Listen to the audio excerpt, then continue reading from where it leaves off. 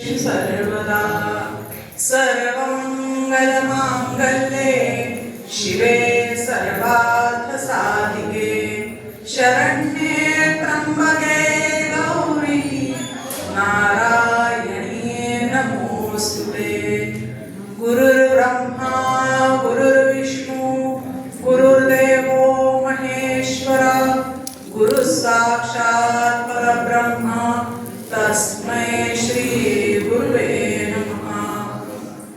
नमस्ते शारदे देवी सरस्वती मतिप्रदे वसत्वं मम जिह्वाग्रे सदा प्रदा भव।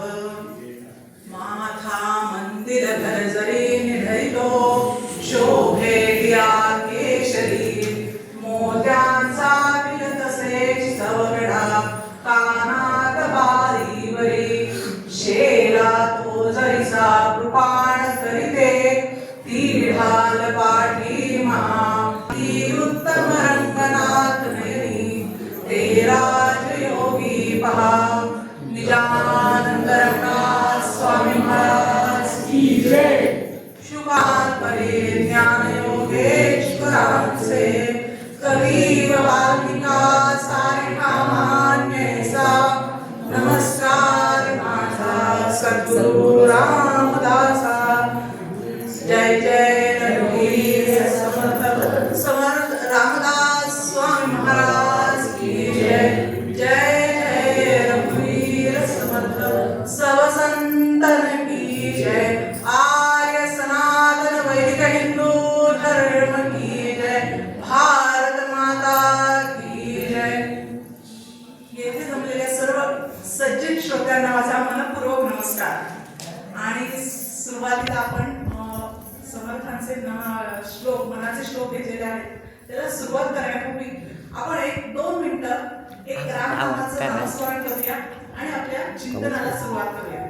सगळ्यांनी बसायचं कसं आहे ताळ बसायचं आहे खणखणीत आवाज पाहिजे आणि दणदणीत ताली वाजली पाहिजे। 2 मिनिटं सगळे चार्ज होऊन आपण आपल्या चिंतनाला सुरुवात करूया।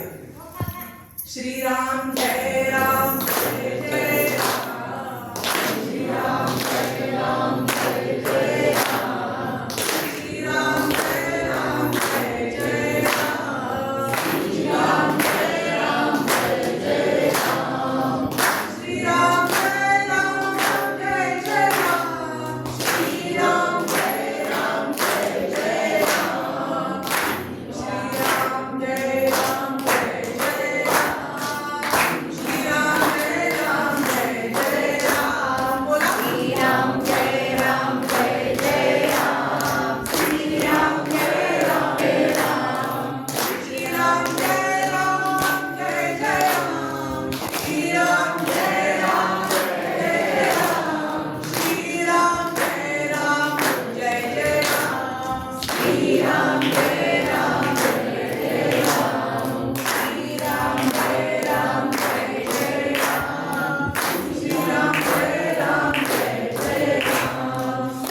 राम जय राम जय जय राम श्रीराम जय राम जय जय राम सीताकांत स्मरण जय राम सद्गुरु समर्थ रामदास स्वामी महाराज की जय। निजानंद रंगनाथ स्वामी महाराज की जय। सब संतन की जय। येथे जमलेल्या सर्व श्रोत्यांना माझा मनपूर्वक नमस्कार। आज आपण चिंतनासाठी राष्ट्रगुरु समर्थ रामदास स्वामींचे मनाचे श्लोक घेतलेले आहेत। आता हे मनाचे श्लोक मी असं वेगळं काही सांगणार नाहीये, समर्थांनी जे तयार करून ठेवलेलं आहे त्याचंच फक्त आज आपण जे आहे ते चिंतन करणार आहोत, म्हणजेच काय तर उजळणी करणार आहोत। समर्थांचे मनाचे श्लोक आपल्या दिसायला असे फार साधे सोपे वाटतात की काय या श्लोकांमध्ये काय आहे, पण ह्या समर्थांच्या श्लोकांमध्ये गहन असा वेदांत आहे। समर्थांनी अतिशय अभ्यासपूर्ण ते श्लोक तयार केलेले आहेत। समर्थांचे मनाचे श्लोक आपण असं म्हणतो की या वाचण्याने काय होणार आहे, तर आजचे हे मनाचे श्लोक प्रत्येकाला आत्मपरीक्षण करायला लावणारे आहेत। आत्मपरीक्षण म्हणजे कसं, तर आपण एखादा श्लोक वाचला की आपण त्यात स्वतःला पाहतो की हा श्लोक मला काय सांगतोय, आणि त्याचप्रमाणे समर्थ प्रत्येक श्लोकामध्ये आपल्याला काही ना काही सांगत असतात। आता समर्थांना म्हणायचं तर समर्थ हे समर्थांसारखं आत्ताचं एक आधुनिक युगातले संत आहेत समर्थ रामदास स्वामींनी आताची जी सध्याची सिस्टीम आहे पॉडकास्ट सिस्टीम, म्हणजे समोरासमोर लोक बसतात आणि ते चर्चासत्र करतात. पण समर्थांनी हे 400 वर्षापूर्वीच केलेलं आहे, ते फक्त आता आपण परत करतो आहोत. समर्थांनी राजदूत कसा लिहिला तर रामदास स्वामी आणि कल्याण स्वामी प्रश्नोत्तरे केली आणि त्यातून तो राजदूत निर्माण झाला. म्हणून हे समर्थ हे आधुनिक कवी आहेत. त्याचप्रमाणे समर्थ हे आपल्याला काय शिकवतात, ते पर्सनॅलिटी डेव्हलपमेंटचं उत्तम साधन आहे. आता आजकाल सध्याच्या ह्याच्यात आपण बरेचसे असे नवनवीन कोर्सेस पाहतो, त्याला अतिशय मोठ्या प्रमाणात फी चार्ज केली जाते की हे एवढं तुम्ही स्पिरिच्युअलिटीचं म्हणा किंवा अजून काही गोष्टी आहेत त्या मार्केटमध्ये उपलब्ध आहेत.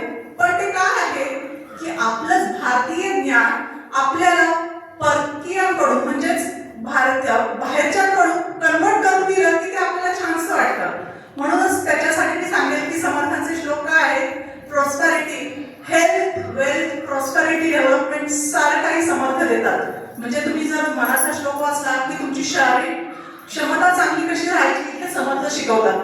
हेल्थ म्हटलं की वेल्थ म्हणजे काय तर समर्थांनी प्रत्येक वेळेस तुमच्या कामाला महत्त्व दिलेलं आहे. आणि समर्थ आणि हे आपले जे काही सर्वसाधारणपणे सगळ्या संतांचा विचार केला की ते कुठेही हेळपोळेपणा नाहीये. प्रत्येक संत हे तुम्हाला काही ना काही चांगल्या कामासाठी प्रेरित करणारे आहेत. म्हणजे आपल्या भगवद्गीतेत सुद्धा आलं आहे, कर्मण्ये वाधिका रस्ते मा फलेषु कदाचन मा कर्मफल हेतुर्भू मा संगोत्स्व कर्मणी. म्हणजे काय तर तुम्ही कर्म करा पण त्या कर्माच्या फळाची अपेक्षा करू नका. आणि असं म्हणतो होत नाही की फळ नकोय म्हणून कर्म सोडायचं नाही. हे सुद्धा अर्जुनाला कृष्णाने सांगितलेलं आहे. ज्यावेळेस महाभारताचं युद्ध चालू होतं त्यावेळेस अतिशय दुर्बल अशा अवस्थेत अर्जुन होता आणि त्यावेळेस कृष्णाने त्याला सांगितलं आहे तू जरी कर्म नाही केलंस तरी त्याला अकर्माचा तुला जो आहे तो कर्म म्हणून लागेल. म्हणून तू कर्म हे केलंच पाहिजे आणि त्याकरता म्हणून आपण सुद्धा आपलं प्रत्येक कर्म केलं पाहिजे असे आपल्याला संत आणि आपले जे आहे आपलं ज्ञान आहे भारतीय ज्ञान ते आपल्याला सांगत असतं. आता त्यानंतर आपण समर्थांचे त्यानंतर काय आहे तर समर्थ आपल्याला हे 205 श्लोक सोप्या पद्धतीने सांगतात. तर त्यात काय वापरलेलं आहे तर भुजंग प्रयाग नावाचं वृत्त वापरलेलं आहे. समर्थांचे श्लोक म्हणजे आपल्याला वाटतं की साधी असं आजकाल कुणी टळत लावतात आणि काव्य तयार करतो, तर त्या पद्धतीचे संत नाही आहेत आपले. संतांनी अतिशय अभ्यासपूर्ण काव्य रचना केलेली आहे. त्यात शब्दालंकार आहे, अर्थालंकार वापरलेला आहे आणि त्या मोजक्या शब्दात त्यांनी गहन असा आपल्याला अर्थ सांगून दिलेला आहे. तो तुम्ही किती अभ्यासाचा त्यात तुम्ही किती घ्यायचं हे तुमच्यावर आहे. आता समर्थ काय आहेत तर आपल्याला यानंतर आपल्याला समर्थ काय सांगतात तर तुमच्या कामावर लक्ष द्या. त्यानंतर तुम्हाला तुमचं वेळेचं नियोजन करायला सांगतात, टाइम मॅनेजमेंट, या सगळ्या गोष्टी ज्या आहेत त्या आपल्याला संत या सांगत असतात. आणि त्यानंतर आता आपण बघूया की संत आपण मनाचे श्लोक रोज का म्हणायचे बरं तर मनाचे श्लोक ज्याप्रमाणे आपण काय करतो आपलं तब्येत बरी नसली की आपल्या डॉक्टरांकडे जातो. डॉक्टर सर्वप्रथम तुम्हाला काय प्रश्न विचारतात, तुमचं पोट बरं आहे का. जेव्हा तुमचं पोट स्वच्छ असेल तेव्हा तुमचं शरीर हे स्वच्छ राहतं. आणि याकरता तुम्ही काय केलं पाहिजे, ते पोट स्वच्छ नसेल तर ते औषध देतात आणि त्यानंतर तुमची सगळी ती शरीर चांगलं होण्यासाठी मदत होते. त्याचप्रमाणे आपण जर मन शुद्ध आणि स्वच्छ नाही केलं तर तुमच्या मनाचे आजार कसे बरे होणार. आणि हे समर्थांनी आपल्याला सांगितलं आहे. काय सांगितलं आहे की रोज एक मनाचा श्लोक म्हणा. कसा म्हणायचा, आपण आपल्याच मोठ्या आवाजात खणखणीत आवाजात तो म्हणायचा आणि तो ऐकायचा आहे आणि त्याचं चिंतन दिवसभर करायचं आहे. कसं करायचं आहे, एखादं गाणं आपण सकाळी ऐकतो, रेडिओवर ऐकतो आणि ते आपल्याला आवडलं की आपण छान दिवसभर ऐकत राहतो, गुणगुणत राहतो. त्याच पद्धतीने हा मनाचा श्लोक आपण अनुभवायचा आहे आणि आत्मसात करायचा आहे. आणि त्यानंतर समर्थ काय म्हणतात बरं तर आपल्याला ज्याप्रमाणे चित्त का शुद्ध करायचं आहे तर जसं आपल्याकडे गणपती येतो, गणपती बाप्पा येतात त्यावेळेस आपण त्यांना काय करतो, जागा स्वच्छ करतो. ती जागा स्वच्छ धुवून पुसून शुद्ध करतो आणि त्यानंतर तिथे गणपती बाप्पा आपले बसतात. त्याच पद्धतीने आपण जर मन स्वच्छ केलं तर त्या मनामध्ये आपल्या रामाची वस्ती होईल आणि हाच अतिशय कळवळ्याने सांगता आहेत, माऊलीच्या प्रेमाने सांगता आहेत. हे आपलं झालं समर्थांनी मनाचे श्लोक का सांगितले आणि कसे सांगितले. आता यानंतर समर्थांचा थोडासा आपण परिचय पाहूया. समर्थ हे 400 वर्षापूर्वी झालेले असले तरी त्यांचं कसं होतं की ते स्वतः सूर्य आणि रामाचे उपासक होतेच. त्यांचे पूर्वजही सूर्याचे अनेक पिढ्यांनी सूर्याची आणि रामाची उपासना केलेली होती. तेव्हा असे दिव्य पुत्ररत्न त्यांना प्राप्त झालेलं होतं. समर्थांचा जन्म कुठे झाला? जाम या गावी झाला. जालना जिल्ह्यातील जाम या गावी झाला. 1608 मध्ये त्यांचा जन्म झाला. आणि त्यानंतर काय केलं तर समर्थ जन्माला आल्यावर त्यांची आई आणि त्यांना तर आई होती रामबाई आणि वडिलांचं नाव होतं सूर्याजी पंत. या दोघांनाही हे पुत्ररत्न प्राप्त झालं होतं. मोठ्या बंधूंचं नाव होतं गंगाधर पंत आणि आपले समर्थ अर्थात नारायण होते. समर्थांनी लहानपणीच आईला सांगून ठेवलं होतं की आई मी चिंता करतो या विश्वाची. आणि विश्वाची चिंता करण्याचा ध्यास त्यांना लहानपणीच लागला होता. आणि त्यावेळेस त्यावेळेच्या चालीनुसार त्यांचं लग्न 12व्या वर्षी ठरलं होतं. आणि आईने सांगितलं त्यांना की मला तू बोहल्यावर चढलेला पाहायचं आहे. आणि ते बोहल्यावर चढलेले पाहिले आणि त्यांनी त्यांच्या आईची म्हणण्याप्रमाणे इच्छा पूर्ण केली. आणि त्यानंतर गोरज मुहूर्ताचा प्रसंग त्यांनी वेळ साधून संध्याकाळच्या वेळेस ते लग्न होतं. त्यांच्या डोक्यावर अक्षता पडल्या आणि सावधान हे शब्द ऐकले आणि समर्थ ते सावधान झाले जे आपण कधीही होत नाही. आणि हे सावधान झालेले ऐकले आणि ते निघाले. ते गोदावरी काठाने निघाले आणि गोदावरी काठाने निघाले ते त्यांनी थेट गाठलं ते नाशिक गाठलं. आणि नाशिक सुद्धा गजबजलेलं ठिकाण होतं. त्यामुळे नाशिक मध्ये त्यांना ते उपासना करणे वेळ नव्हता की तिथं गजबजलेल्या ठिकाणी उपासना कशी करायची. म्हणून समर्थांनी गोदावरी आणि नंदिनीचा संगम आहे टाकळी, या टाकळी या ठिकाणी जाऊन समर्थांनी त्यांची उपासना सुरू केली. आता समर्थांनी उपासना सुरू केली पण त्यांनी नुसतंच केलं का? आधी केले आणि मग सांगितले. समर्थांनी आपल्याला राम उपासना आणि बल उपासना शक्तीची उपासना सांगितली आहे. तर त्यांनी स्वतः काय केलं? 13 कोटी राम नामाचा जप कसा केला तर पाण्यामध्ये उभं राहून कमरे इतक्या पाण्यामध्ये उभं राहायचं. 13 कोटीचा जप पूर्ण केला. 12 वर्ष श्रीराम जय राम जय जय राम, श्रीराम जय राम जय जय राम असा जप त्यांनी 13 मंत्राचा जप रोज ते करायचे. आणि त्यानंतर 1200 सूर्य नमस्कार घालायचे आणि त्यानंतर गायत्रीचा पुरस्चरण. आणि एवढंच नाही तर हे सगळं केल्यावर त्यांना प्रत्यक्ष प्रभू श्री रामचंद्रांनी दर्शन दिलेलं आहे. आणि हेच त्यांनी स्वतः करून मग इतरांना ते करण्याकरता सांगितलेलं आहे. आणि म्हणूनच आपण सुद्धा या गोष्टी नुसत्याच बोलल्या की आपल्याला वावा किती छान छान आहे.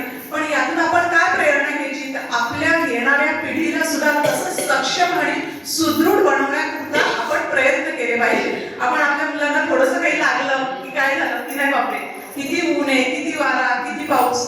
त्यांना त्यावेळेस सुद्धा ते 12 वर्षाचं लेकरं होतं पण त्यांनी सुद्धा ते सगळं सोसलं आणि त्यातून ते पुढे गेले.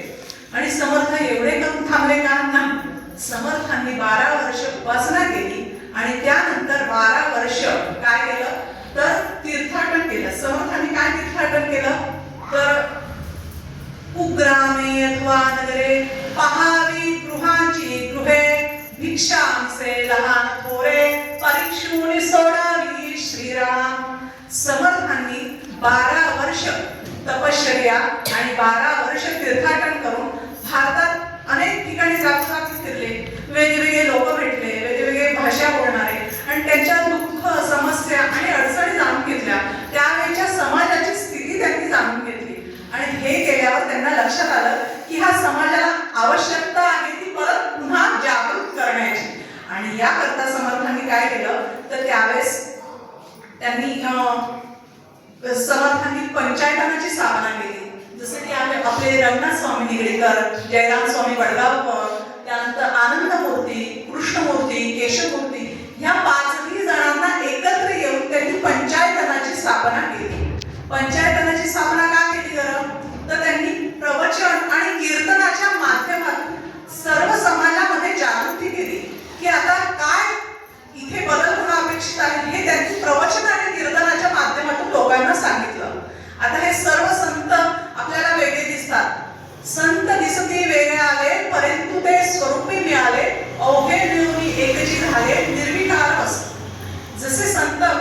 रामदास स्वामी आहेत किंवा अनेक संप्रदाय आहेत तिथे, दत्त संप्रदाय आहे, अजून भागवत संप्रदाय आहे, नाथ संप्रदाय, अनेक संप्रदायातले सर्व संत एकच काम करत आहेत की त्यांना समाजामध्ये पुनर्निर्मिती करायची आहे, समाजाला पुन्हा जागृत करायचं आहे.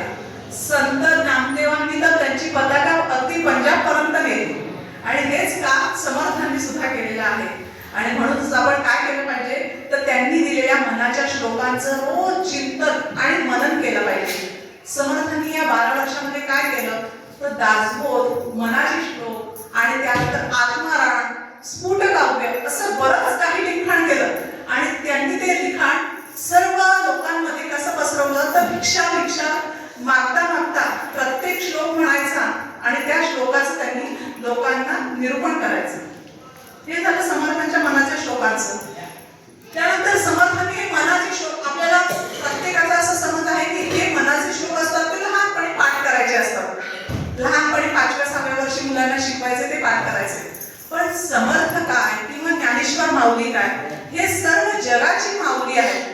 त्यांना त्यांचं लेकरू 5 वर्षाचं असो किंवा 100 वर्षाचं असो, त्याला त्याचं कल्याण जोवर होत नाही तोवर समर्थ हा किंवा सिद्ध संत हे थांबत नाही. ते त्याच्या कल्याणापर्यंत अटोकाट प्रयत्न करत असतात. आणि हेच समर्थांनी काय केलं तर आपल्याला ह्या मनाच्या श्लोकातून त्यांना 400 वर्षापूर्वी ह्या सगळ्या गोष्टीची कल्पना होती की पुढची पिढी येणारी असेल ती रील्स आणि शॉर्ट्स बघणारी असेल. आपण म्हणतो की आमच्याकडे वेळ नाही, वेळ आहे पण तो कशासाठी आहे तर इतर क्षुल्लक गोष्टींसाठी आहे. ते 2 मिनिटाचे रील्स आणि शॉर्ट्स बघतो आपण, तेव्हा आपल्याला लक्षात येते की आपला कितीचा वेळ चाललेला आहे. जेव्हा आठवड्याभराची समरी त्याची मिळते तेव्हा 6 तास फेसबुक, 2 तास इंस्टाग्राम, युट्यूबला 1 तास, या सगळ्या गोष्टी आपण विचार केला तर खूप गंभीर आहेत. आणि म्हणूनच आपण कसं करायचं की पूर्वी या प्रत्येक शाळांमध्ये मराठी शाळा मुलं शिकणारी होती, त्यामुळे त्यांना ह्या गोष्टी शिकवल्या जात होत्या. स्तोत्र, मंत्र, ह्या सगळ्या गोष्टी त्यामुळे त्यांना उपलब्ध होत होत्या शाळांमध्ये. पण आता तसं राहिलं नाही. प्रत्येक काळानुरूप इंग्रजी माध्यमात शिकत आहे आणि त्यामुळे मुलांना ह्या गोष्टी अतिशय दुर्मिळ झालेल्या आहेत. आणि आईकडे सुद्धा 12 तास कामानिमित्त बाहेर असतात, त्यामुळे त्यांच्याकडूनही हे होणं शक्य नाही. तेव्हा त्यांनी 1-2 मिनिटाचा वेळ काढलाय पाहिजे. मुलांकरता 1-2 मिनिटं काढले पाहिजे आणि तो मनाचा श्लोक रोज त्यांना म्हणून दाखवायचा. सोप्या भाषेत त्याला अर्थ समजून सांगायचा. आणि घरात जरी वडीलधारी मंडळी असतील तर कदाचित मुलं त्यांचं ऐकत नाही किंवा त्यांनाही त्यांच्या पद्धतीचं आयुष्य असतं, त्यामुळे त्यातही ते व्यस्त असतात. आणि म्हणूनच आपण या मनाच्या श्लोकाचं प्रत्येकाने चिंतन करणं हे अगदी अनिवार्य आहे. आणि हे मनाचे श्लोक कसे आहेत आपल्याला तर एखादं व्हिटॅमिन टॅबलेट आहे, मल्टीव्हिटॅमिन टॅबलेट, की तुम्ही एकच गोळी घ्या आणि तुम्हाला त्यात सगळं काही मिळणार आहे. वेद, वेदांत, उपनिषद या सगळ्याचा अभ्यास समर्थांनी केलेला आहे स्वतः. आणि म्हणूनच ते कळकळीने सांगतायत की हे मनाचे श्लोक तुम्ही म्हणा आणि त्याचं तुम्ही चिंतन करा.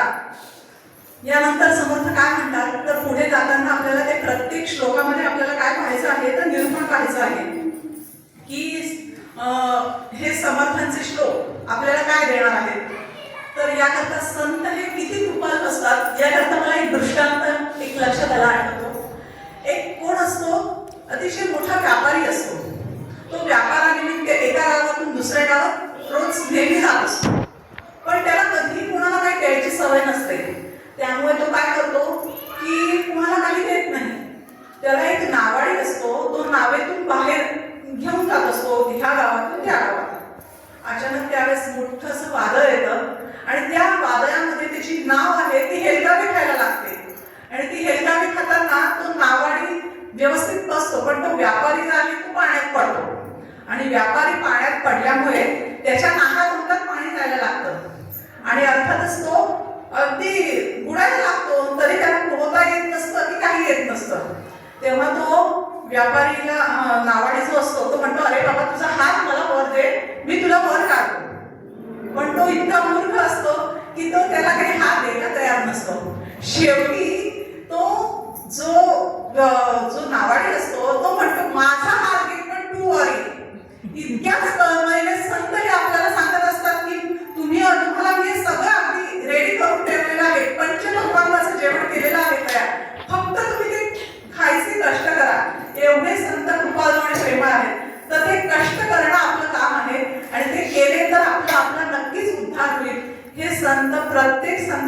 तळमळीने सांगत आहे. त्यानंतर आपल्याला पाहायचं आहे की उपासना काय आहे, उपासनेचं महत्व काय आहे, मनाचं काय महत्व आहे. समर्थांनी यात मनाचाच का बरं उपदेश केलेला आहे. समर्थ मन याच्याबद्दल आपल्याला काय म्हणतात बरं, एक युक्ती आलेली आहे की मन एव मनुष्याणां कारण बद्धमोक्षयोः.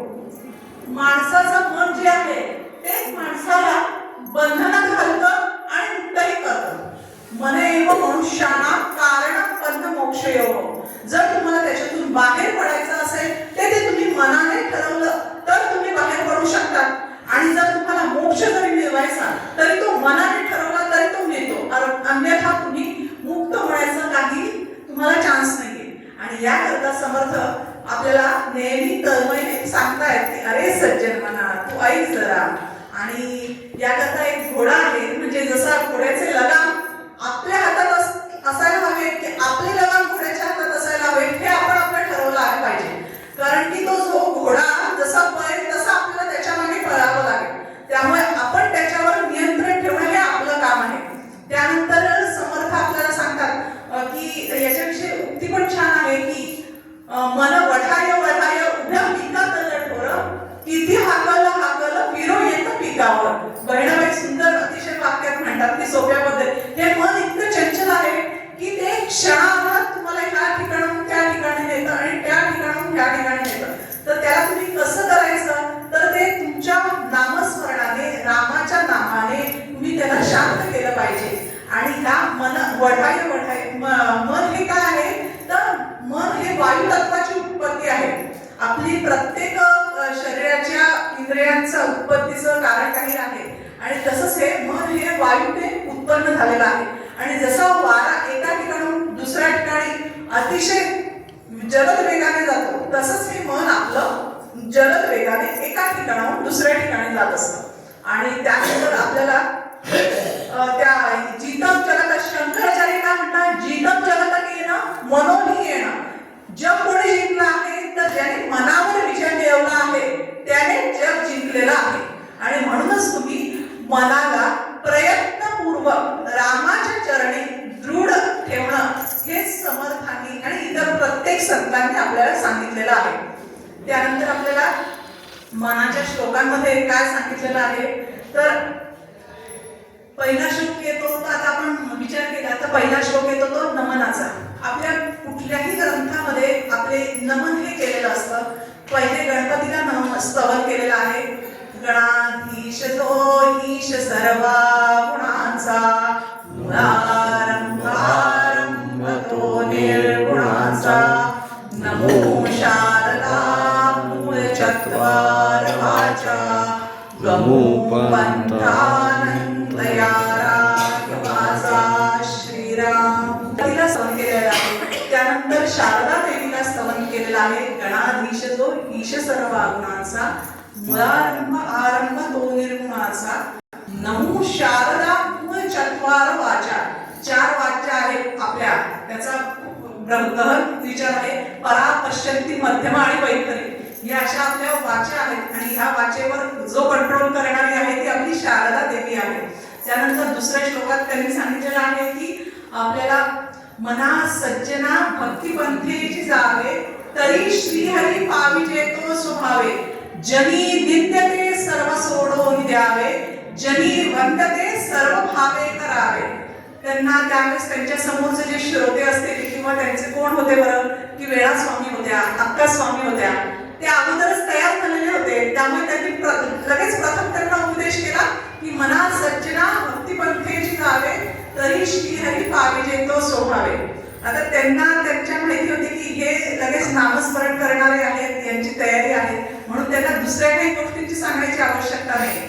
त्यानंतर त्यांनी पुढच्या श्लोकात त्यांना लक्षात आलं कदाचित की नाही यांना पुढची पातळीची गाठलेली आहे तर आपल्याला सामान्य भाषेत सांगायला पाहिजे. तर काय नको रे मना क्रोध हा खेदकारी नको रे मना कामना ना विकारी नको रे मना सर्वदा अंगीकारू नको रे मना मत्सरू दंभ भारू. आणि त्यानंतर समर्थ सांगतात आपले 6 षडरिपू आहेत. काम, क्रोध, लोभ, मोह, मद आणि मत्सर. काम हा म्हणजे काय? तर आपल्याला काम म्हणजे एखाद्या शारीरिक सुखाची अपेक्षा आहे, म्हणजे काम आहे का नाही. तुम्ही अतिशय एखाद्या गोष्टीचं आसक्तीने प्रयत्न करता की नाही हे मलाच हवं, त्याचा अट्टाहास म्हणजे तो काम वासना आहे. काम.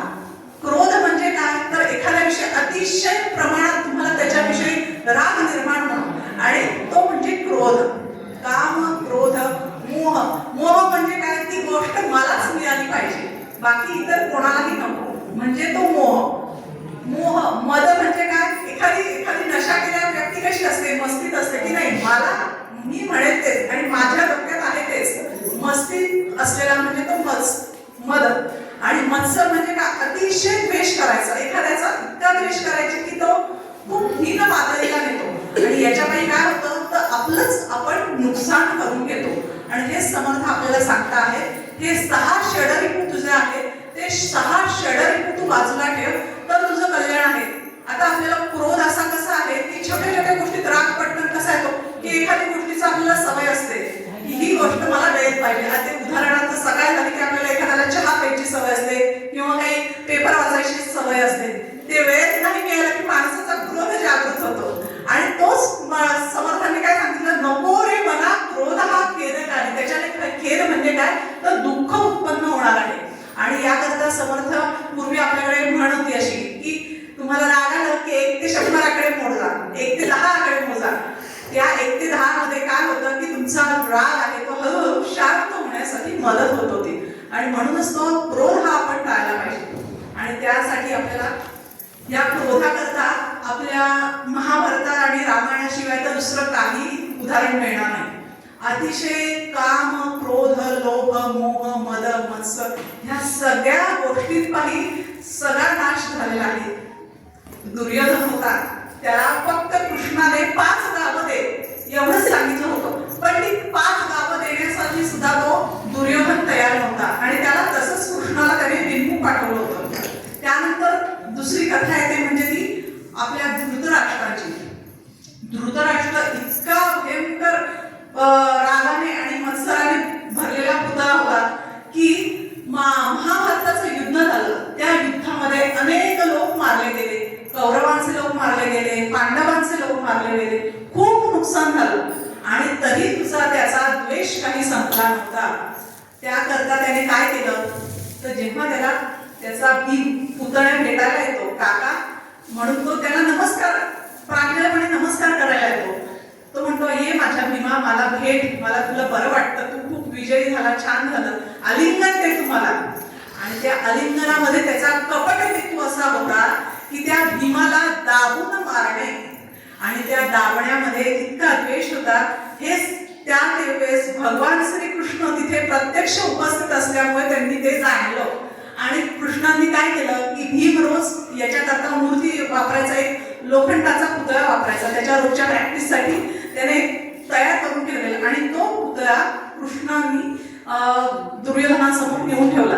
आणि त्या द्वेषामध्ये तो पुतळा जेव्हा दाबला तेव्हा तो अगदी दाबून त्याचा चोळामोळा करून त्याने टाकला. आणि नंतर तो रडायला लागला, रडायला, अरे मी भीमा काय केलं मी, हे तुला मारलं, अरे मला असं करायचं नव्हतं असं. तर ते त्यावेळेस कृष्ण त्यांना समजवतात, काका नका काळजी करू, तुमच्या भीमाऐवजी मी त्या पुतळ्याला समोर ठेवलं होतं.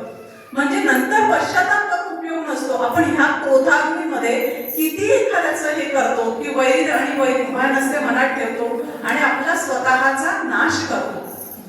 आणि यानंतर क्रोधानंतर आपल्याला येतं ते अहंकार. अहंकार आपल्याला सध्याच्या भाषेत सांगायचं तर इगो. आपल्याला सध्याची भाषा वापरली तरच आपल्याला लक्षात येतं की सध्या आपल्याला काय म्हणायचं आहे.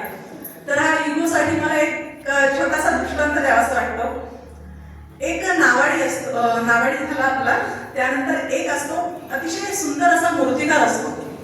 तो मूर्तिकार उत्कृष्ट मूर्ती बनवण्यात हुशार असतो. अतिशय हुबेहूब मूर्ती बनवायचा की तुम्हाला जशी व्यक्ती आहे तशी ती मूर्ती समोर तो बनवून ठेवायचा.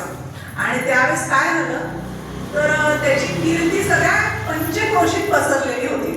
आणि त्याची कीर्ती ऐकून एक साधू महाराज तिथे आले होते. अरे तू इतक्या सुंदर मूर्त्या बनवतोस वा वा वा, किती छान, मला खूप बरं वाटतं तू एवढ्या छान मूर्त्या बनवतोस. तर ते म्हणाले धन्यवाद, तुम्ही माझी स्तुती केली, मला खूप बरं वाटलं. अरे असं कसं म्हणे, तुला मला काहीतरी द्यावंसं वाटतंय तुला. ते म्हणतो ठीक आहे ना, तुमच्याजवळ साधू आहात, काही नाही आहेत, मला काही नाही दिलं तरी चालेल, तुमचे आशीर्वाद दिले हेच मला खूप आहे. मग असं ऐकून तर साधू महाराज निघतात. तर त्यानंतर साधू महाराज निघाले. त्यानंतर ते पुढे थोडे चालत जातात आणि परत त्यांना काय वाटतं की नाही, मला याला काहीतरी द्यायचं आहे, मला याला काहीतरी सांगायचं आहे. आणि त्यांनी ओळखलेलं असतं की याचा उद्या मृत्यू आहे. आणि ते सांगतात त्याला, अरे मूर्तिकारा, तुझा उद्या मृत्यू आहे.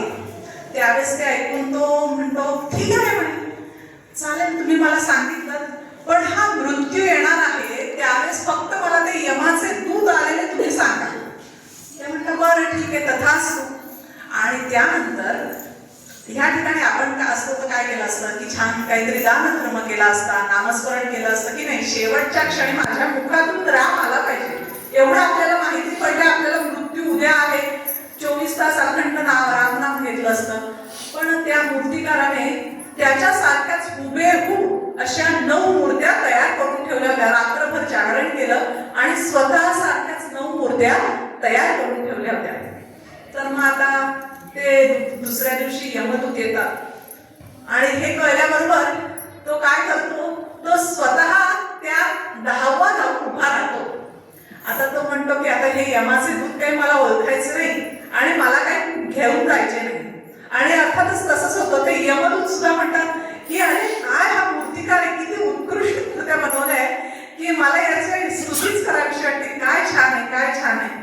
पण ते म्हणतात आता काय करावं, आम्हाला ही अडचण अशी झाली की ह्याला याच्यातलं जर एखाद्याला जरी चुकून गेलं तर आम्हाला यमराज दंड करतील की तुम्ही चुकीच्या याला उचलून नाही आणलं. तर मग ते असेच निघाले असतात, हात हलवत निघालेले असतात. तर तेव्हा आपली स्वारी जी नारद मुनीची स्वारी आहे ती तिथून जात असते. नारद मुनी येतात, नारायण नारायण नारायण म्हणत, अरे कुठे चाललात तुम्ही म्हणे, आज तुमच्याकडे कुणी बरोबर नाही का, यमाच्या दूतांना विचारतात.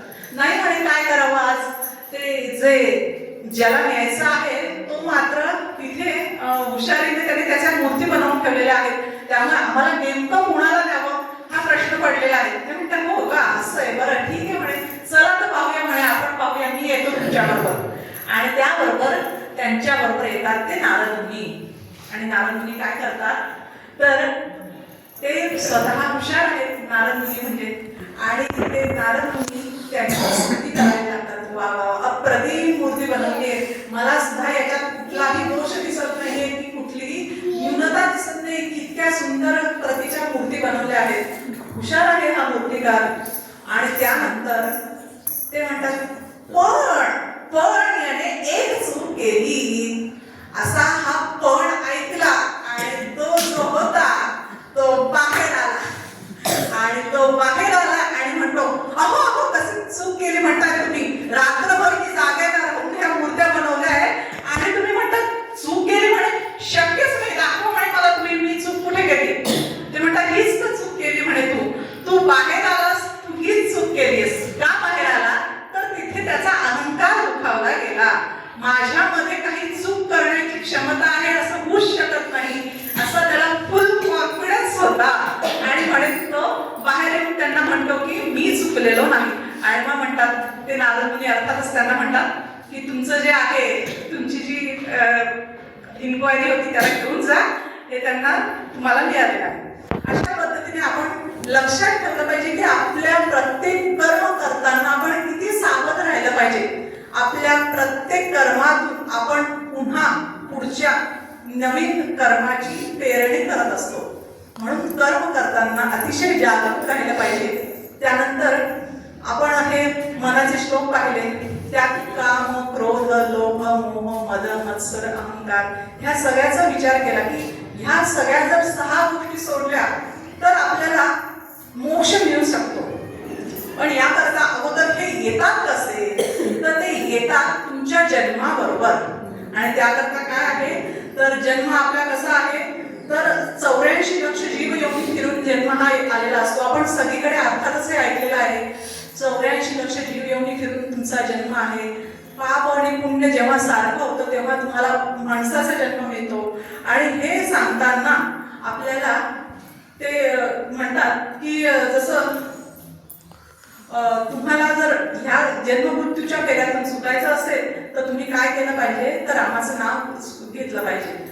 आणि म्हणून समर्थ म्हणतात बहु हिंपुटी होईसे माय पोटी, नको रे मना यातना तेची मोठी, निरोधे पसे कोंडिले गर्भवासी, अधो मुख रे दुःख त्या बाळकासी. आणि जसं ह्या सगळ्या 6 विकारांचं कारण आहे ते जन्म. तुमचा जन्म हा कसा होतो, तर आपल्या हे जन्माचं इतकं दुःख भयंकर आहे. अर्थात ते स्त्री वर्गाला लगेच लक्षात येईल. 9 महिने आई या बाळाला उदरात सांभाळते. अर्थात प्रत्येक वेळेस तिला तिथे त्यावेळेस किती त्रास सोसावा लागतो हे त्या आईला आणि बाळाला माहिती असतं. आपण याचं वर्णन समर्थांनी कसं केलंय, बहु हिमपुटी होईसे माई पोटी. खूप यातना आहेत रे तुला, ह्या यातना तू विसरला आहेस म्हणून तुला त्याची जाणीव नाहीये. तर त्यामध्ये अधोमुख रे दुःख त्या बाळकासी. आपण सहज एखाद्याला म्हणतो की नाही, खाली डोकं वर पाय करून ठेवेल तुझं, असं उलट जर लटकवलं तर कशी स्थिती असते. ही अशी स्थिती आपली पोटामध्ये आपली असते की आई आपलं डोकं जे असतं ते खाली असतं आणि पाय असतात ते वर असतात. आणि अशा स्थितीत माणूस किती वर तळमळत असेल. आणि यावेळेस काय म्हटलं आहे, बहु हिमपुटी होईसे माय पोटी, नको रे मना यातना तेची मोठी, निरोधे पसे कोंडिले गर्भवासी, अधोमुख रे दुःख त्या बाळकासी. आणि या अशा अवस्थेत एखादी अंधारी कोठडी आहे, खोली आहे असं तुम्ही एक विचार करा. आणि या अंधाऱ्या खोलीमध्ये तुम्हाला ठेवलेलं आहे, तिथे तुम्हाला काही दिसत नाहीये. आणि तिथे इतका उष्णता, इतका दाह आहे की जसं एखाद्या कुकरमध्ये आपण एखादा बटाटा शिजवायला ठेवतो त्याप्रमाणे तो जसा उकडून निघत असतो, त्याप्रमाणे ह्या यातना त्या जीवाला सोसाव्या लागत असतात. आणि मग ह्या यातना सोसताना तू जर ह्या रामाला विसरलास तर तुला कसं बरं ह्या यातनातून मुक्तता मिळेल. आणि याकरता समर्थ म्हणतात मना वासना चुकवियेर झारा, मना कामना सांडिरे द्रव्यदारा, मना कामना ते नको विषयांची, विकारे घरे हो जनी सर्व चीची. तुमच्या जर मनात ह्या काम वासना आहेत, ह्या देश आहेत, हे जोवर संपत नाही तोवर तुमचा ह्या सगळ्यातून काही मुक्तता मिळत नाही. आणि याकरता तुम्ही काय केलं पाहिजे, तर अखंड या रामाला चिंतन केलं पाहिजे, त्याला सोडता कामा नाही. तर ह्या तुमची ह्या गर्भवासातून सुटका होईल. आणि याकरता एक दृष्टांत छान असा आहे. दृष्टांताने म्हणता येणार, श्रीपाद श्री वल्लभांच्या पोथीमध्ये कथा आलेली आहे की एक रजक असतो. रजक म्हणजे अर्थातच कपडे धुणारा धोबी. तो नित्य नियमाने महाराज जेव्हा श्रीपाद श्री वल्लभ नदीकाठी बसलेले असायचे तेव्हा तो त्यांच्या दर्शनाला यायचा. प्रत्येकाचा काही ना काही रोज सकाळी उठल्यावर नियम असतो, काहीतरी न बोलता नामस्मरण असतं, काही ना काही चालू असतं. तसा त्याला तेवढंच माहिती होतं की इथे स्वामी महाराज बसतात आणि या स्वामी महाराजांना रोज नमस्कार करायचा. आणि त्याप्रमाणे तो रोज नमस्कार करायचा. आणि एक दिवस असं होतं की तिथून एक राजाची स्वारी चाललेली असते. आणि त्या राजाची स्वारी चाललेली असते तेव्हा त्या रजकाचं सगळं लक्ष मात्र त्या स्वारीकडे असतं. महाराजांना नमस्कार करायचा आणि हे तो क्षणभर विसरूनच जातो. आणि महाराज त्याला ओळखतात. महाराज विचारतात, काय रजका, राजा व्हायचंय का? तो म्हणतो, हो महाराज, तुम्ही मनात कसं माझ्या मनातलं ओळखलं म्हणे, तुला याचा मोह झाला. आणि त्यामुळे महाराज म्हणतात म्हणे, होणार आहेस तू राजा, पण ह्या जन्मात नाही, पुढच्या जन्मात. त्यात अनेक जन्म जातात, पण पुढचा अवतार होतो नृसिंह सरस्वती स्वामी महाराजांचा. आणि नृसिंह सरस्वती स्वामी महाराजांचा त्यात तो रजक असतो, तो राजा बनून त्यांच्या दर्शनाला येतो. तर त्यावेळेस त्याला काय होतं की एक छोटासा गर होतो, फोड होतो. तो फोड काही केला बरा होत नाही. आणि अर्थातच महाराजांची ख्याती सर्वदूर पसरलेली असते त्यावेळेस. आणि तेव्हा ते नरसिंह सरस्वतींच्या दर्शनाला येतात. आणि त्यावेळेस ते त्याला पूर्वजन्माची आठवण करून देतात की पूर्वजन्मात तू जो रजक होता, तुला ही इच्छा झाली आणि म्हणून तू राजा बनलास. अर्थात त्याच्या प्रारब्ध चांगलं कर्म होतं म्हणून त्याला महाराजांचं पूर्वजन्मातही दर्शन झालं आणि आताही ह्या जन्मातही दर्शन झालं आणि त्यानंतर त्यातून त्याचा उद्धारही झाला महाराजांच्या कृपेमुळे. आता या सर्वांमध्ये आपल्याला काय दिसतं तर उद्धार व्हायचा असेल तर सज्जनांची संगती असावी आणि म्हणूनच समर्थांनी सज्जनांच्या संगतीचं महत्व मनाच्या श्लोकांमध्ये सांगितलं आहे. त्यांनी सांगितलं आहे की याकरता आपले वासुदेवानंद सरस्वती काय म्हणतात, सदा संतांपाशी जावे, सदा संतांपाशी जावे, त्यांचे जवळी बैसावे, सदा संतांपाशी जावे, उपदेश तेन करीती, उपदेश तेन करीती, परी ऐकाव्या त्या गोष्टी जेणे कष्ट नष्ट होती. अर्थातच आपण सर्व खूप भाग्यवान आहोत की आपल्याला संत म्हणजे आपले निजानंद रंगनाथ स्वामी महाराज आपल्याला पूर्व भाग्याने लाभलेले आहेत. आणि आपण काय केलं पाहिजे तर आपलं सुद्धा कल्याण संतांच्या म्हणजे स्वामी महाराजांच्या सहवासात घातलं पाहिजे की आपलं इहपर कल्याण होणं ते आहे ते केवळ समर्थांच्या आणि महाराजांच्या हातात आहे. सतत त्यांच्या सानिध्य लाभणं, सतत त्यांची जी आहे सेवा करणं. महाराज प्रत्यक्ष इथे उपस्थित आहेत हे जेव्हा तुम्ही मनाने जेव्हा तुम्ही दृढ कराल तेव्हा ते नक्कीच तुम्हाला इथं दर्शन देणार आहे. जसं रामदास स्वामींनी कल्याण स्वामीवर होत्या त्या प्रेमानिष्ठेने इथून त्या समाधीतून दर्शन दिलं होतं. तीच समाधी तेच संत दिसतही वेगळे आले, स्वरूप मिळाले. सगळ्या संत हे एकच आहेत. जर आपण तेवढा भाव ठेवला तर ते आपल्याला नक्कीच तिथून बाहेर येणार आणि दर्शन देणार. ते फक्त तिथे मूर्ती रूपाने नाही तर सूक्ष्म रूपाने तेथे सतत वास करत असतात. हा जेव्हा भाव आपण दृढ धरू तेव्हा ते नक्कीच प्रत्येकावर कृपा करणार. आणि याकरता आपण काय केलं पाहिजे तर चांगल्या समर्थांनी ह्या मनाच्या श्लोकात काय सांगितलेलं आहे, काही हे करा आणि हे करू नका, डूज अँड डोंट्स. या गोष्टी केल्या तर तुम्हाला हे मिळणार आहे आणि ज्या गोष्टी सोडल्या तर तुम्हाला हे मिळणार आहे. काय टाकायचं आहे सांडून द्यायला सांगितलं आहे. काय मीपणा सांडून द्यायला सांगितलं आहे. कारण की सांडलेली वस्तू आपण परत वेचत नाही म्हणून तो मीपणा आहे तो सांडून टाक. आणि मीपणा जाणला जो सांडतो तो संतांना सहज सहवासाने स्वतःचं कल्याण करून घेतो. कारण की मीपणा इतका असतो की माणूस कुठेही जाताना हे मी केलं ते आपण केलेलं नसलं तर परमेश्वर आपल्याकडून करून घेत असतो. ही दृढ संकल्पना आपण जेव्हा संकल्पना आपल्या मनात दृढ करतो तेव्हा नक्कीच आपल्याला ते कृपा करतात. आणि याकरता आपण काय केलं पाहिजे तर उपासना आपण स्वतः केली पाहिजे.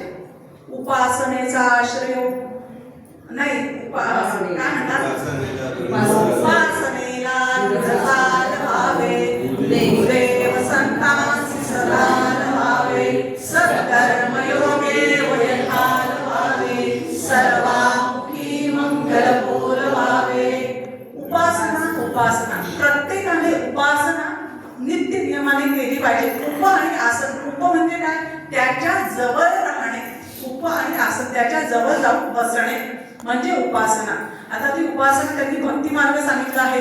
9 भक्ती आहे त्यातली एखादी भक्ती तुम्ही जरी त्याची अंगीकारली आणि त्याची सातत्याने जर सेवा केली तर तुम्हाला ह्या सगळ्या गोष्टीतून परमुक्ती नेणारे समर्थ आहे. हा आपण दृढ विश्वास ठेवला पाहिजे. जसं की आपल्याला जायचं आहे दिल्लीला तर त्या दिल्लीला जाण्याकरता आपण काय करतो परत नियोजन करतो की नाही मला त्या ठिकाणी जायचं आहे तर त्याच्यानुसार आपण तिकीट काढतो.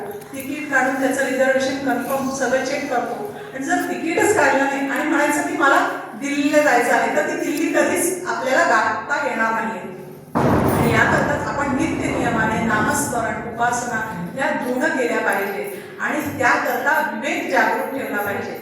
आपण जर विवेकच सोडून दिला तर आपल्या सगळ्या गोष्टी शून्य पदावर येऊन राहतात. आणि म्हणून विवेक जागृत ठेवण्याचं काम समर्थ आपल्याला सांगतात. आणि त्यानंतर एका सुंदर मला दृष्टांत आठवतो की याच्यासाठी प्रयत्न तुम्ही केले पाहिजे. कसे बरं तर 2 बेडूक असतात. ते 2 बेडूक एका भल्या मोठ्या ताकाच्या भांड्यात जाऊन पडतात. आता ताकाच्या भांड्यात जाऊन पडले तर त्यांना वाचण्याचे चान्सेस खूपच कमी आहेत. तर एक बेडूक असतो, त्याला कळतं की हे आपण नाकातोंडात पाणी म्हणजे आपण नाही या ताकाच्या भांड्यात जगू शकणार, आपण मरणार आहोत. तो थोडेफार हातपाय हलवतो, प्रयत्न करतो आणि तो प्रयत्न करणं सोडून देतो की नाही, मृत्यू माझा आहे, मी मरतो. पण दुसरा जो बेडूक असतो तो अथक प्रयत्न करतो आणि ते हातपाय हलवून त्याचं असं होतं की खाली ताकाचं लोणी तयार होतं आणि त्या लोण्यावर तरंगून तो उडी मारून बाहेर येतो. आता याकरता आपणच काय केलं पाहिजे, तर आपल्या स्वतःच्या उद्धाराकरता आपण स्वतः प्रयत्न केले पाहिजे. आणि हे जर प्रयत्न आपण नाही केले तर आपलं उद्धार होणं शक्य नाहीये, हे आपण जाणलं पाहिजे. या समर्थ शेवटी काय सांगतायत, मनाची शते ऐकता दोष जाती, मती मंदते साधने योग्य होती, सडे ज्ञान वैराग्य सामर्थ्य अंगी, म्हणे दास विश्वासता मुक्ती भोगी. ही मनाची शते ऐकता दोष जाती म्हणजे जे आपल्याला समर्थांना अगदी बद्ध, मुमुक्षु, साधक, सिद्ध या 4 पायऱ्या आहेत. ह्या सगळ्या 4 पायऱ्यांमध्ये बद्ध आहे, मनाची शते ऐकता दोष जाती म्हणजे जे बद्ध आहेत त्यांचे दोष हळूहळू जायला सुरुवात होईल मनाची शते ऐकल्यावर. मनाची शते ऐकता दोष जाती, मती मंदते साधने योग्य होती म्हणजे ज्यांनी काही सुरुवातच केली नाहीये त्यांनी जर या उपासनेला सुरुवात केली तर त्यांचे दोष हळूहळू जाणार आहेत आणि त्यांची प्रगती होणार आहे. बद्ध, नंतर मुमुक्षु, ज्यांना इच्छा आहे, आता कळलं आहे आम्हाला ही वाट सापडलेली आहे आणि ही वाट सापडलेली आहे ती पुढे न्यायची आहे, त्यांना या श्लोकांमुळे काय होणार आहे तर पुढची वाट मिळणार आहे. मती मंदते साधने योग्य होती, चढे ज्ञान वैराग्य सामर्थ्य अंगी. आणि ज्यांनी साधनेला सुरुवात केलेली आहे, उपासनेला सुरुवात केलेली आहे तर त्यांना काय मिळणार आहे, वैराग्य त्यांना मिळणार आहे. चढे ज्ञान वैराग्य सामर्थ्य अंगी. आणि समर्थ स्वतः शाश्वती देत आहेत की काय शाश्वती देत आहे की चढे ज्ञान वैराग्य सामर्थ्यांनी म्हणे दास विश्वासता मुक्ती होगी. मी तुला सांगतो तुझी मुक्तता नक्की होईल. याकरता तू तळमळीने हे सांगतायत समर्थ की हे मनाचे श्लोक तू म्हणत जा. समर्थांनी मनाच्या श्लोकांची उपासना सांगितली, पण या उपासनेतून स्वतःच आपले जे प्रभू श्री रामचंद्र आहेत त्यांनी सुद्धा स्वतः उपासना केली होती. कशी केली होती बरं, जेव्हा त्यांना प्रभू श्री रामचंद्र आणि रावणाचं युद्ध चालू होतं आणि त्यावेळेस सगळं युद्ध संपत आलं होतं, पण शेवटी त्यांचा विजय काही त्यांना मिळत नव्हता. रावणाची शक्ती त्या मनाने खूप होती आणि त्यावेळेस ते सुद्धा क्षणभर निराश झाले होते की नाही आता आपलं काही निश्चित काही वाटत नाहीये, कसं होणार आपलं, त्याच्याकडे सगळं सैन्य आहे, शस्त्र आहे, सगळं आहे, आपण त्यामध्ये दुर्बल आहोत असं त्यांना क्षणभर मन निराश झालं होतं. आणि त्या निराश मनाला त्यांच्या वेळेस अगस्त्य ऋषींनी ओळखलं होतं आणि अगस्त्य ऋषींनी काय सांगितलं तर तू सूर्याची उपासना कर. आणि अगस्त्य ऋषींनी त्यांना आदित्य हृदय स्तोत्र या स्तोत्राचा पाठ करायला लावला आणि या स्तोत्राने त्यांच्यात अतिशय जाज्वल्य असं तेज निर्माण झालं, जे प्रभू श्री रामचंद्रांना सुद्धा आवश्यक होतं त्यावेळेस. आणि जे तुम्हाला जर तेज हवं असेल, मन निग्रही बनवावं असं वाटत असेल, दृढ राहावं वाटत असेल आणि तुमचा जो अनिश्चित असा मृत्यू टळावा असं वाटत असेल तर सूर्याची उपासना ही नक्की केली पाहिजे. आणि हे स्वतः प्रत्यक्ष प्रभू श्री रामचंद्रांनी सुद्धा करून दाखवलं की नाही, उपासना केली पाहिजे आणि त्यानंतर त्यांना तो विजय मिळालेला आहे. आणि म्हणूनच आपण ह्या सगळ्यातून काय केलं पाहिजे की आपण सुरुवात केली पाहिजे. सुरुवातीतून पुढे शेवट नक्की मिळणार आहे हे ग्वाही समर्थ देत आहेत. आणि याकरता आपण जर सुरुवात नाही केली तर आपलं काय होणार आहे, त्या बेडकासारखंच मृत्यू होणार आहे. मग अशी आपल्या भजनात सुद्धा आपल्या भजनिकांनी म्हटलं आहे की राम नाम घ्या, कर्मकांड सोडा, राम नाम घ्या. त्या रामनामाने जर तुमचं तारण आहे तर ते का बरं सोडतात. आपल्याला सगळ्यांचा सहवास मिळाला आहे, संतांचा सहवास मिळालेला आहे, तर याचं इयपर कल्याण या भवसागरातून, संसार रूपी भवसागरातून पहिलं तिऱ्यावर नेण्याकरता आपल्याला प्रत्यक्ष प्रभू आपले निजानंद रंगनाथ स्वामी आपल्यासाठी आहेत. मग आपण त्यांचा हात धरून आपण पहिलं तीर नक्कीच गाठलं पाहिजे. आणि एवढं सांगून मी माझे 2 शब्द संपवते आणि माझं जर काही इथं चुकलं असेल तर श्रोते जगदीश मूर्ती तेथे माझी विपत्ती किती बुद्धिहीन अल्पमती क्षमा केली पाहिजे. या समर्थांच्या न्यायाने तुम्ही मला क्षमा करा आणि या इथे मला माझी सेवा सादर करण्याकरता ह्या ट्रस्टने जी काही मान्यवरांनी मला मोठे मनाने जी संमती दिली त्याविषयी मी त्यांचे मनोमन अतिशय आभार मानते. आणि तुम्ही श्रोत्यांनी मला जे काही सांभाळून घेतलं, श्रोते हे महत्वाचे असतात आणि त्याबद्दल त्यांचाही आभार मानते. आणि शेवट आपल्या याचा समारोप आपण महाराजांनाच प्रार्थना करूया. जी समर्थांनी प्रार्थना केली तीच प्रार्थना आपण करूया.